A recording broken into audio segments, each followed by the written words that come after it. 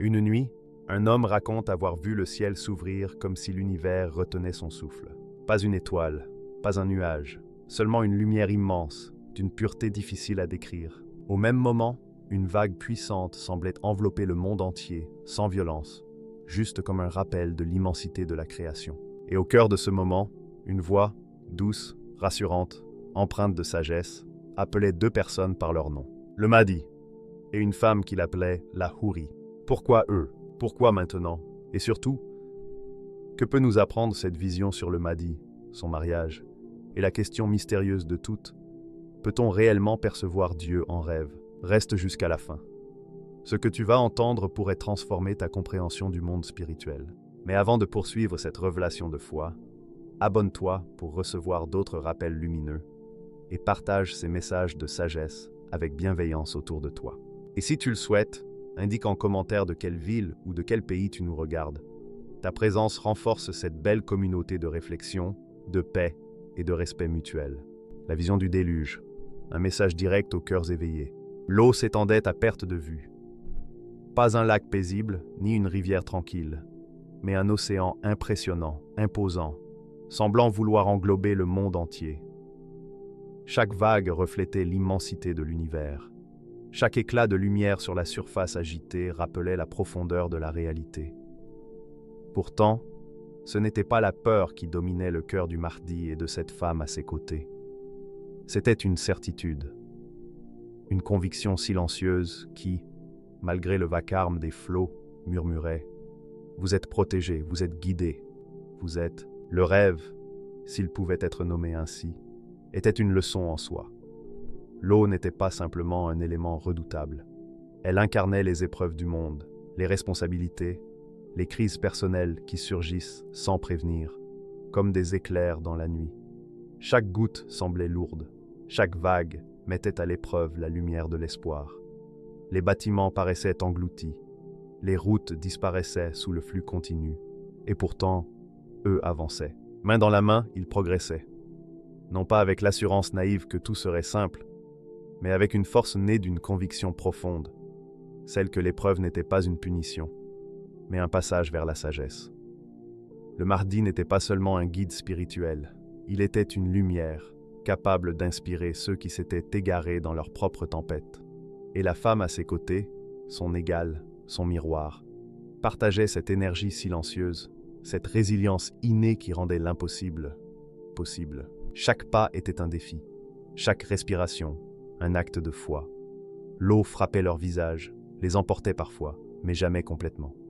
Une force invisible semblait les soutenir, un souffle mystérieux les poussant à avancer. Et puis, il y avait cette voix, douce, ferme, résonnante dans le tumulte. Avancez et ne craignez rien. Ces mots n'étaient pas seulement un encouragement. Ils portaient la promesse que la tempête, aussi intense soit-elle, ne détient pas le dernier mot. Le Mahdi et sa compagne ne traversaient pas seuls ces épreuves.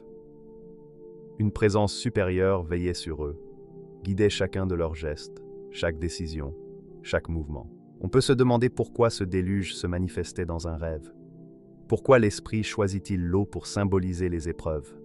La réponse réside dans la nature des crises humaines. Elles submergent, étouffent, poussent à se dépasser. Elles emportent tout sur leur passage, et pourtant, elles laissent une chance à ceux qui osent avancer. Comme l'eau, elles sont à la fois exigeantes et purificatrices. Traverser un déluge n'est pas seulement survivre, c'est renaître. Le rêve révélait une vérité essentielle. Les épreuves ne sont pas des obstacles insurmontables, mais des révélateurs. La force ne vient pas de l'absence de difficultés, mais de la capacité à continuer malgré elles. Le Mahdi et la femme démontrèrent que la foi et l'accompagnement sont essentiels.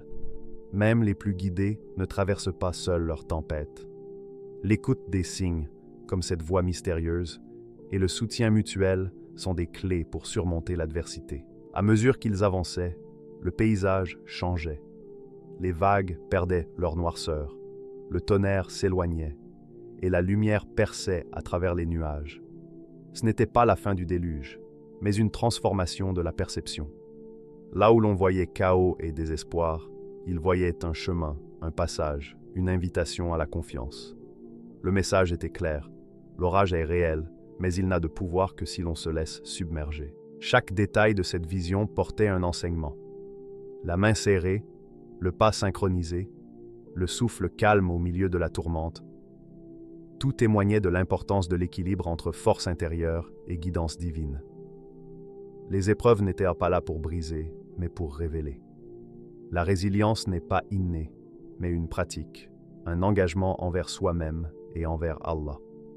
Traverser le déluge n'était pas un acte héroïque isolé, c'était un acte de foi collective, un chemin partagé avec ceux qui croient malgré les défis. Et cette voix, elle résonnait au-delà du rêve. Avancez et ne craignez rien. Elle transcendait les images de l'eau et des tempêtes. Elle parlait au cœur de chaque spectateur éveillé, à chaque âme consciente des épreuves de la vie. La phrase, simple en apparence, portait le poids d'un enseignement ancien. Tu n'es jamais seul, même lorsque le monde semble vouloir t'engloutir. La lumière existe, même dans l'obscurité. Avancer malgré tout est la voie vers la délivrance. En observant le Mahdi et sa compagne, on comprenait que la peur n'était pas absente, mais domptée. La tempête, immense, n'était pas ignorée, mais transcendée. L'eau, symbole des épreuves, ne devenait plus une menace, mais un instrument d'apprentissage. Chaque souffle, chaque pas, chaque instant de courage devenait une victoire silencieuse contre les épreuves du monde. Ce rêve n'était pas seulement une vision, mais un message direct aux cœurs éveillés. Les crises personnelles, les pressions sociales, les épreuves spirituelles peuvent être surmontées. La clé réside dans la foi, l'accompagnement et l'écoute des signes qui apparaissent, parfois imperceptiblement, dans notre vie. Le Mahdi et la femme n'avancèrent pas seuls, et de la même manière, personne ne devrait affronter ces tempêtes en isolement complet. Le spectacle de ce déluge, si impressionnant et pourtant maîtrisé par ceux qui marchaient en son cœur, captivait et inspirait.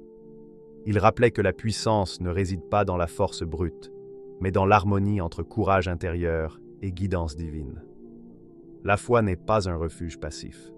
Elle est une énergie qui transforme le chaos en chemin. Ainsi, à travers cette vision, chaque spectateur était invité à réfléchir. Quelles sont les eaux qui menacent de m'engloutir? Quels obstacles semblent insurmontables?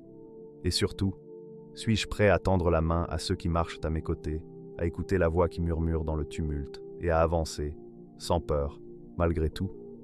Le Mahdi et sa compagne offrirent la réponse par leur exemple silencieux mais puissant. Dans ce rêve, l'eau n'était pas seulement une menace. Elle était un miroir, un enseignement, un appel à la vigilance, à la persévérance et à la foi. Chaque éclat de lumière sur la surface agitée, chaque souffle de vent, chaque pas dans la tempête racontait la même histoire. La tempête n'est jamais plus forte que ceux qui avancent ensemble, guidés par une voix supérieure au tumulte. La présence de la Houri, symbole d'union ou mariage réel. La présence de cette femme aux côtés du Mahdi est à la fois mystérieuse et profondément révélatrice. Dans le rêve, elle n'est pas simplement un personnage secondaire ou un élément dramatique. Elle est une lumière dans l'obscurité, une force silencieuse mais tangible qui accompagne chaque pas dans le tumulte. Pourtant, son rôle intrigue. Les interprétations se multiplient, les questions se posent. Est-elle réelle? Est-elle un symbole? Ou représente-t-elle une vérité encore invisible aux yeux des hommes? Certains y voient l'incarnation d'une union spirituelle, l'image d'une présence prédestinée dans l'invisible, déjà liée à son destin bien avant que le monde matériel ne la révèle. Elle n'a pas de nom, pas d'histoire connue, et pourtant, dans le rêve, elle est là.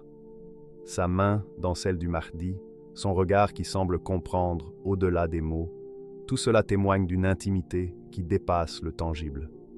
C'est comme si l'âme elle-même pouvait se reconnaître, s'identifier, s'allier avant même que la rencontre physique ne soit possible. D'autres y lisent l'annonce d'une alliance future, d'une connexion qui n'existe pas encore, mais qui pourrait être prédestinée.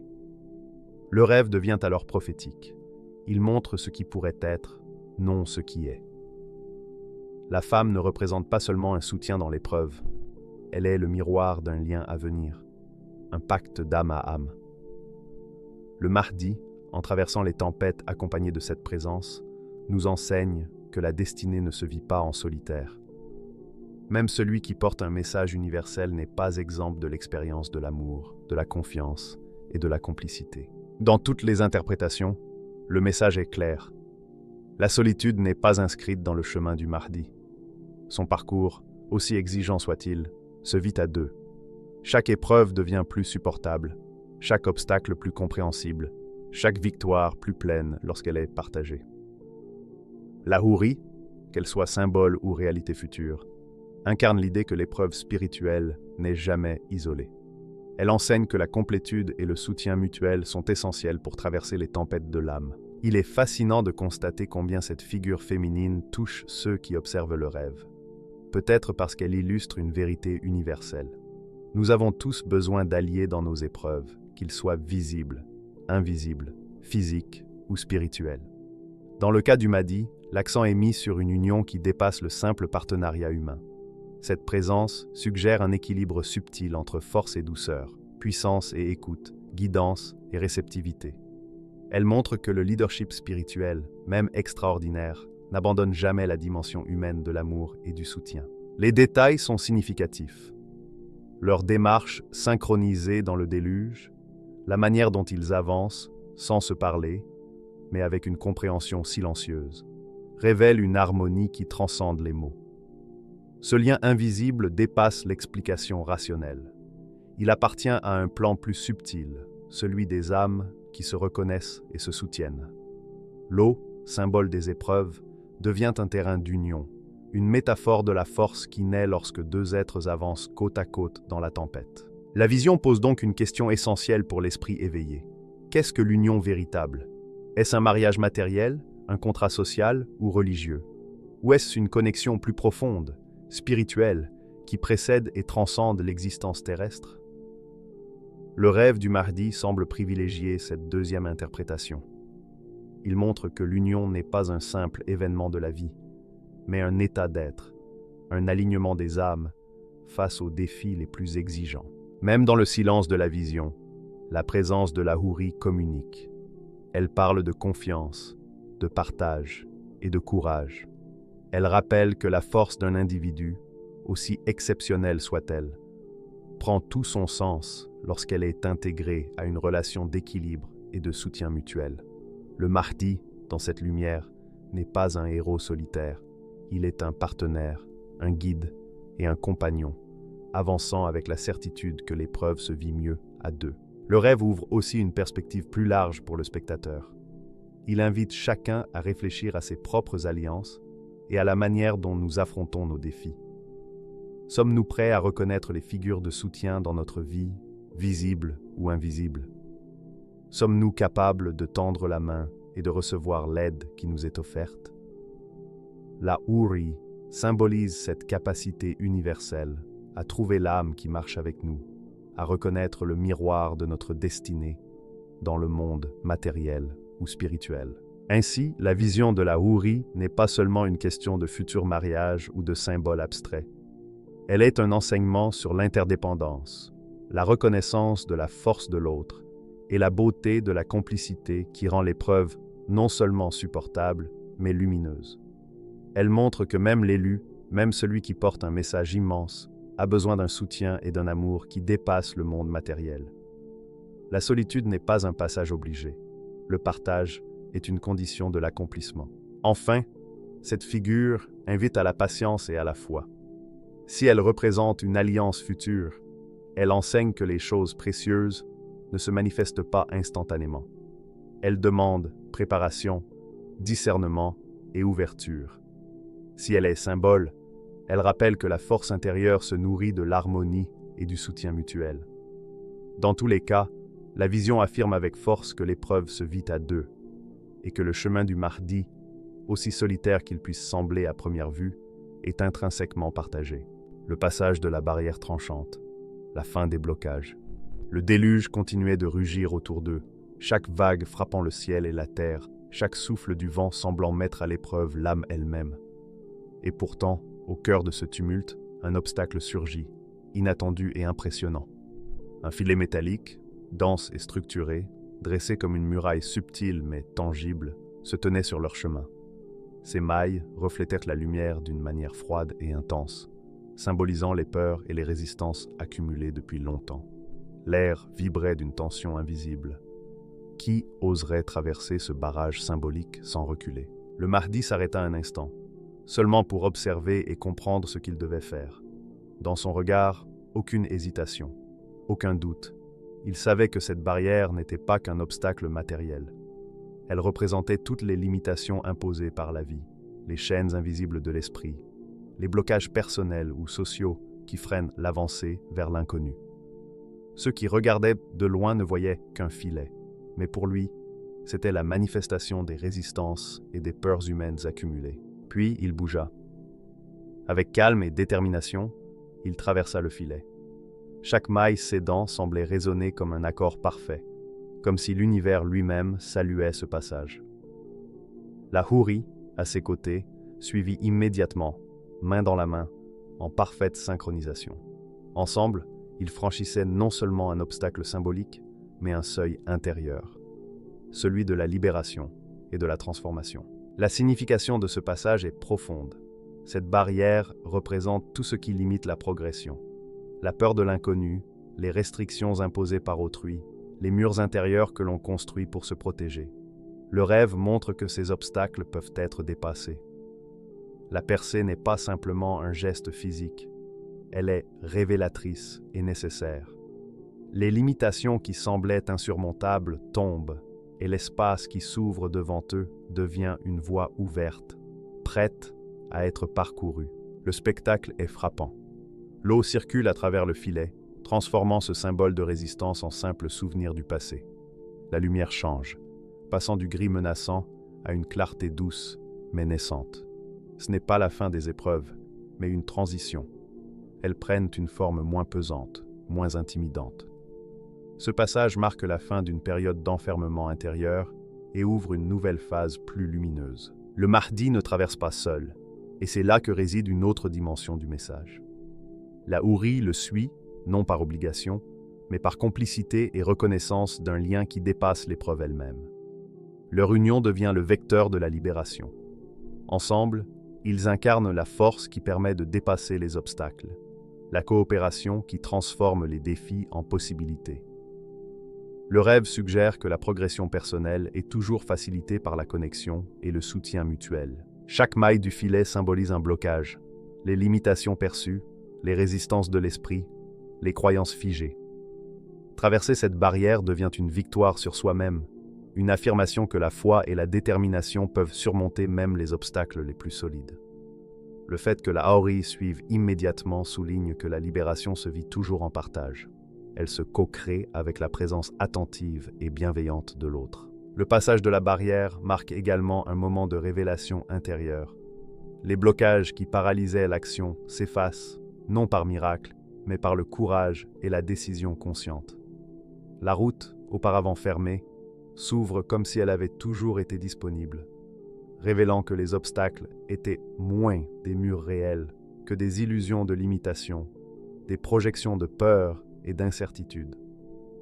Traverser cette barrière, c'est comprendre que la liberté et la possibilité de progresser n'attendent que l'audace et la foi. Pourtant, le rêve rappelle que ce n'est pas la fin.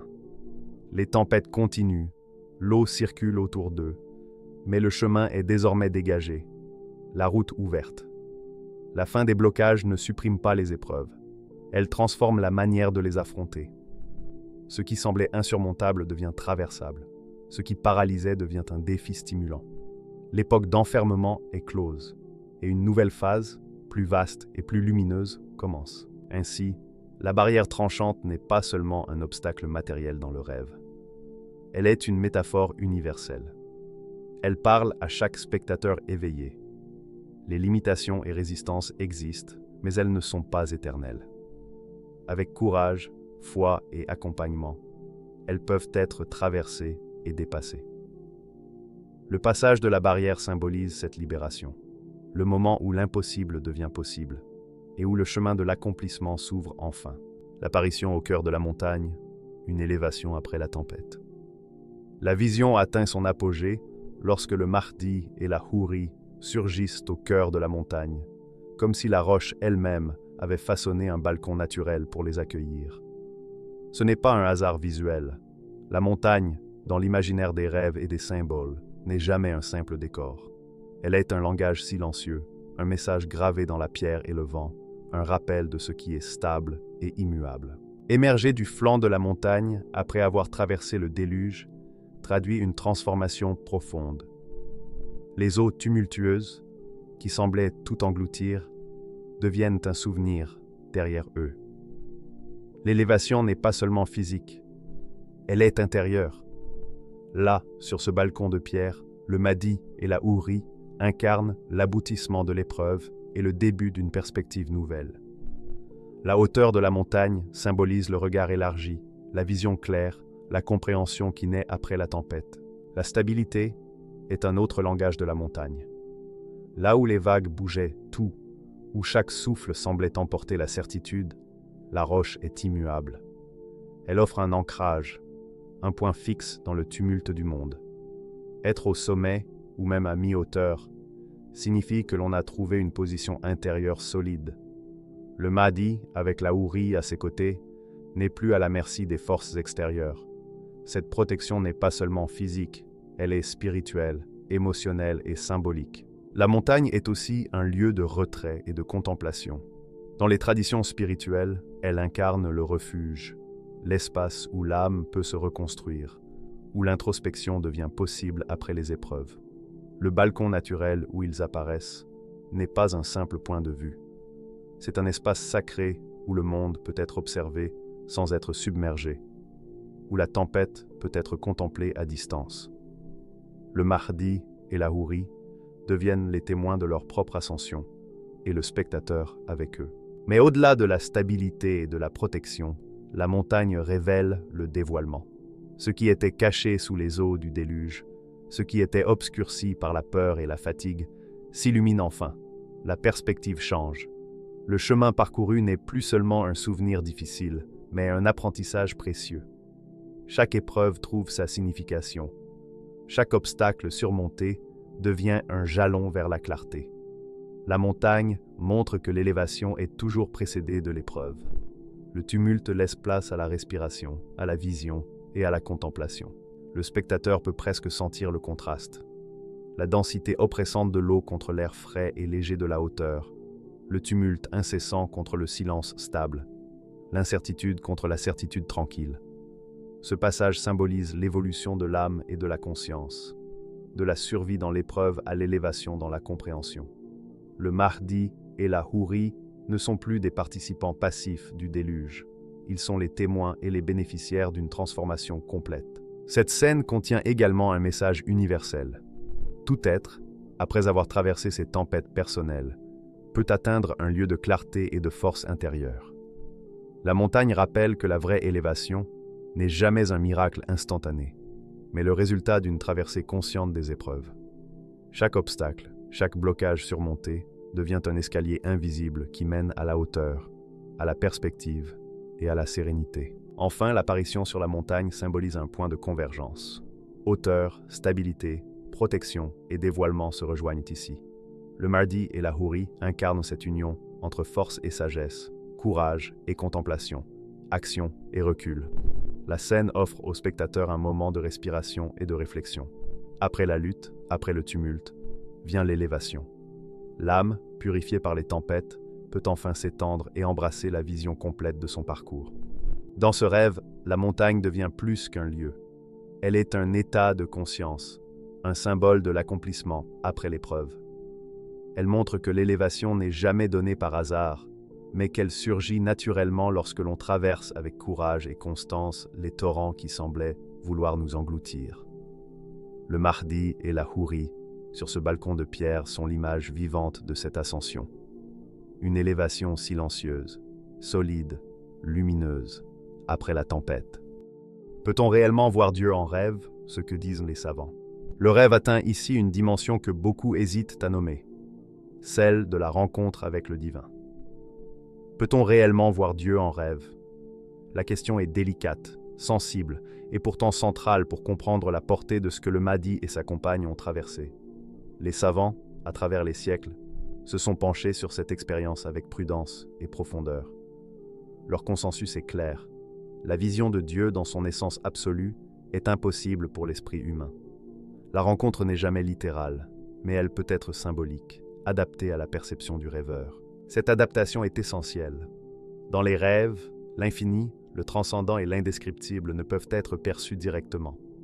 La lumière immense, la présence qui rayonne, tout ce que le rêveur peut voir ou ressentir n'est pas Dieu lui-même, mais un symbole de sa guidance et de sa protection.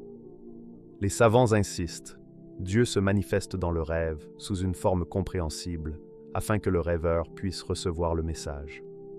La puissance de la lumière, sa clarté et sa chaleur sont métaphoriques, mais réelles pour l'âme. Les règles pour distinguer la véracité de ces visions sont simples, mais strictes.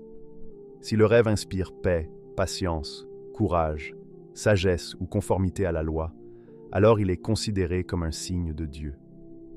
Tout ce qui apporte équilibre et confiance dans les épreuves peut être interprété comme une manifestation divine symbolique.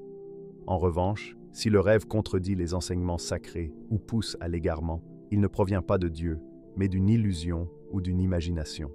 Ce discernement est crucial pour protéger l'esprit contre les interprétations erronées. Dans le rêve du Mahdi, la lumière immense n'était pas un phénomène physique ni une représentation exacte du divin, mais un véhicule de messages. Elle exprimait protection et guidance, sécurité et victoire après la tempête. Le déluge, les obstacles et la montagne n'étaient pas seulement des épreuves concrètes, mais des éléments permettant de rendre visible la guidance divine. La lumière symbolique montre que même au cœur du chaos, une force supérieure veille, oriente et soutient. Ce qui frappe, c'est la clarté du message. Les savants rappellent que Dieu, dans son essence, transcende toute forme et perception. Ce que nous percevons dans les rêves est une interface, un langage symbolique offert à l'esprit humain. Il ne s'agit donc pas d'une vision littérale, mais d'une expérience réelle pour l'âme. Le Mahdi et la Houri, au cœur de l'épreuve, ont reçu cette guidance. Un signe que leurs actions, leur foi et leur persévérance sont alignés avec un plan plus vaste. Le symbolisme de la lumière est également instructif. Elle apparaît après le déluge, après la barrière tranchante et après l'ascension sur la montagne. Chaque épreuve est suivie d'un éclat, chaque obstacle franchi est récompensé par un signe visible dans le rêve. Les savants soulignent que ces signes sont conçus pour encourager, orienter et renforcer la confiance dans la providence divine. La vision agit comme un guide pédagogique, indiquant le chemin à suivre et confirmant que l'épreuve n'est pas vaine. Enfin, le rêve rappelle une leçon essentielle pour tous. La présence divine est toujours accompagnatrice, jamais coercitive. Elle ne force pas, n'impose pas, mais inspire, éclaire et guide. La protection, la guidance et la promesse de victoire après la tempête sont offertes à ceux qui avancent avec courage et foi. Les obstacles, les tempêtes et les blocages ne sont pas ignorés, mais traversés avec assurance, grâce à l'orientation symbolique que Dieu permet de recevoir. Ainsi, même si l'essence de Dieu demeure inaccessible à la perception humaine, sa présence se fait sentir à travers les signes, les symboles et les expériences de l'âme. La vision du Mahdi et de la Houri illustre parfaitement cette réalité. Un contact indirect mais authentique, un enseignement spirituel qui traverse le rêve, prépare à l'action et confirme que la guidance divine accompagne ceux qui persévèrent dans l'épreuve. Alors, le Mahdi est-il marié? Peut-être oui, peut-être pas encore. Mais ce rêve affirme une vérité profonde. Le moment où l'épreuve semble écrasée est aussi celui où le destin s'ouvre. Et concernant la vision de Dieu, ce n'est pas une fantaisie. C'est un message qui ne touche que ceux dont le cœur est assez pur pour comprendre qu'entre le visible et l'invisible, il existe un chemin que seuls les sincères peuvent emprunter. Peut-être que cette vision n'est pas seulement un récit, peut-être est-elle un rappel ou un encouragement, adressé à toute personne qui traverse sa propre tempête aujourd'hui. Car lorsque Dieu dit « N'aie pas peur », aucune vague, aucun obstacle, aucune montagne ne peut empêcher la lumière de se manifester et de guider ceux qui avancent avec foi et patience.